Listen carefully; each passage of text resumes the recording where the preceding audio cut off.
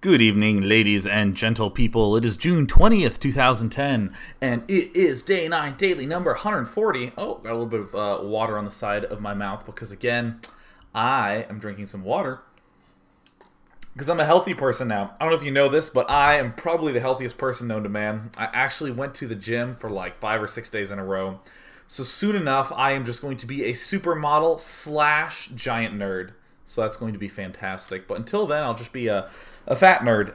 And today we're going to be checking out some amazing play by our good friend Artosis. And of course, Artosis doesn't say his name like that. He says it Artosis. But of course, if you've ever seen the movie Fargo, it's very difficult to watch that movie and then not just say Artosis. Oh god, yeah, Artosis. So we're going to be checking out Artosis' games today. Some good examples of how to deal with a lot of early aggression and still just get back on track and do the build that you wanted to do in the first place. But I have to share something very special with you, something very deeply personal with my audience, whom I know and love and trust. So I'm sure that many of you at your age, whatever that may be, are probably interested in things like making money or chasing girls or something like that. But nothing quite compares to the feeling you get when you're watching a steak marinate. Oh, God. So, oh my God, just going out there. Like, seriously, I had a steak marinating for like 8 hours just in the kitchen. And I would just go and look at it. I would just swish the marinade around a little bit. Bloop, bloop. It would just gently just graze across the top of the meat. And let me tell you something, a steak is pretty damn easy to make. I don't get all professional and do like broil or like do it on a grill. I just put it right in a skillet with some butter. Let me tell you something, have you ever watched one of those infomercials, where it's like, oh my god, average American uses 5 pounds of butter a year, and they hold up this giant jar of butter. I'm one of those Americans who looked at that and be like, that would be some pretty good steak all year long, because I just pour the butter directly onto the skillet and I make the steak, and oh god. And I mean, even cooking a steak, this deeply emotional experience is also educational because you learn great facts like don't lick a steak knife, primarily because, and here's the catch, it's a steak knife and you have to be careful with those. So once you get past all that good struggle, I had myself a delicious, fantastic steak directly before the daily today. So I am experiencing a little bit of food coma as we begin to appreciate Artosis' play. So yeah, let's go ahead and over and look at Artosis. So here we have our Zerg hero for today.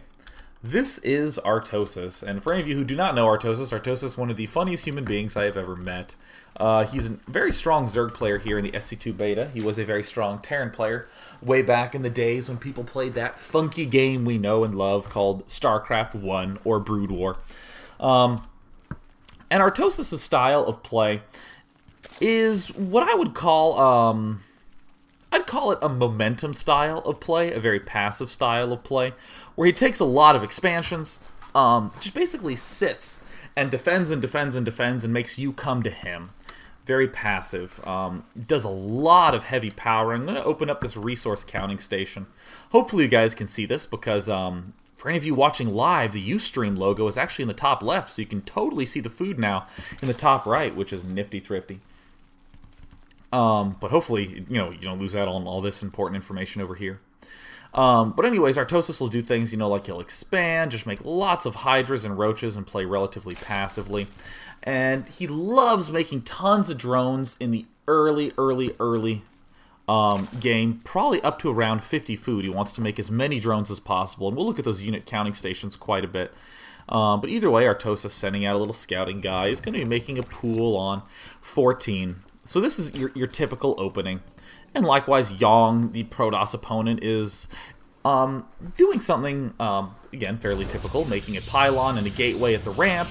You do this so that way you have a very small hole here that one Zealot can block, as opposed to the pretty much 3 Zealot mandatory wall-off to block your regular ramp. Just a nice way of tightening things down a little bit. And of course, the fast gas. Yep, looks normal, looks fairly typical. Oh no, poor Yang. Yang's going to be blocking the expansion as long as he can, which turns out not to be very long at all, as Artosis' probe. Look at how beastly. Oh my god, Artosis. Oh yeah, the flawless nibble to victory.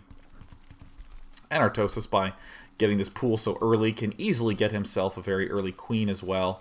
Looks like he got his hatch a little too early, as he, had a little bit larva extra built up, but either way, looks like he will be building a queen. Yep, there's the queen right on time. And here's a play that Artosis has been doing a lot. In almost every practice game I have played against him, he loves getting this super early extractor. It pretty much shuts down a lot of possibilities for your Protoss opponent. So, most Protoss is getting the Cybernetics core up. And, yeah, we do see Warp Gate and the Zealots coming out, but most Protosses want to have this extractor started by about now. Now is about the latest that most Protosses are getting that second extractor when they're doing some sort of one-basing thing. So this is very, very not good for Yang, right? The fact that he has this stuff going on. And what did it cost Artosis?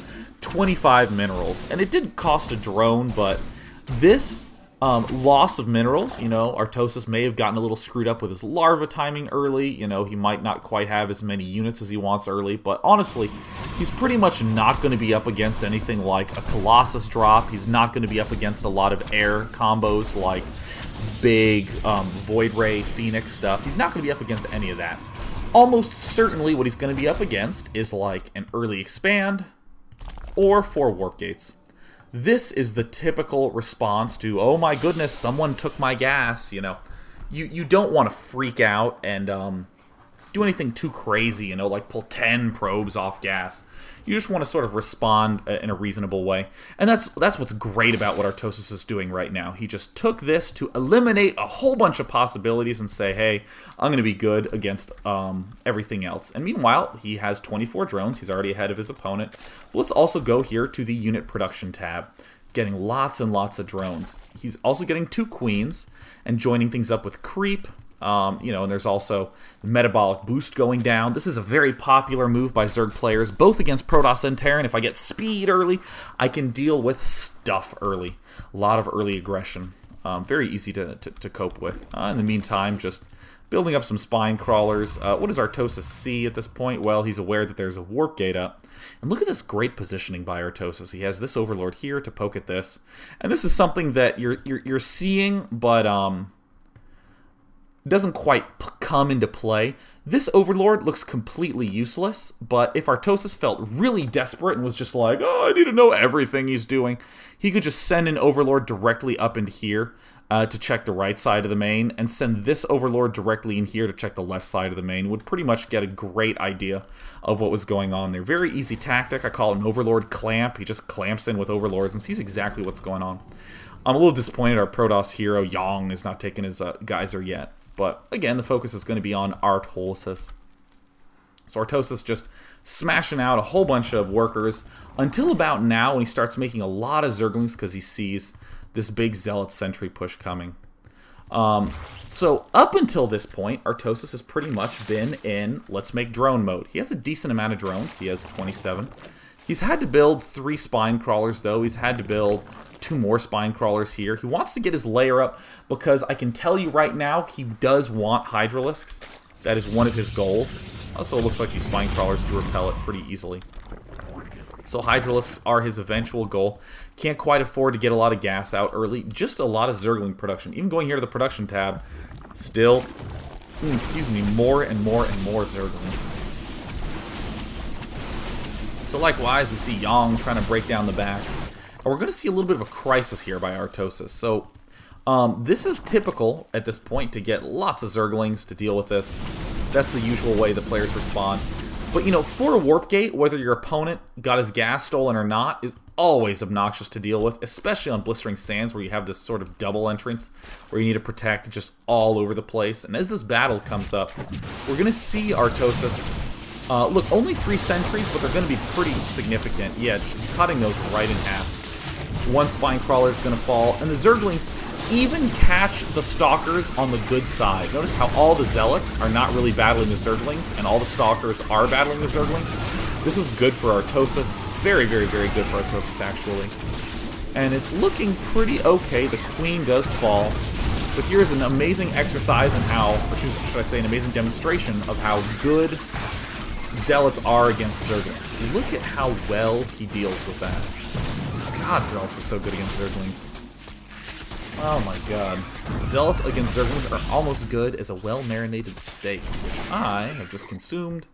I'd like everyone to be exceptionally jealous. And, so Artosis is trying as hard as he can to defend. More Zerglings popping out. And Artosis looks like he's barely going to be able to defend. He lost a queen. So this layer is not producing any queens. This hatch is not producing any queens. All these Zerglings are falling now. This queen, this queen might fall as well. But the Protoss is smart and pulls back, so that way he doesn't take too many more losses. More Stalkers coming in. Now, let's just pause for a moment. I've had the production tab up almost this whole time. Intentionally so, because when we take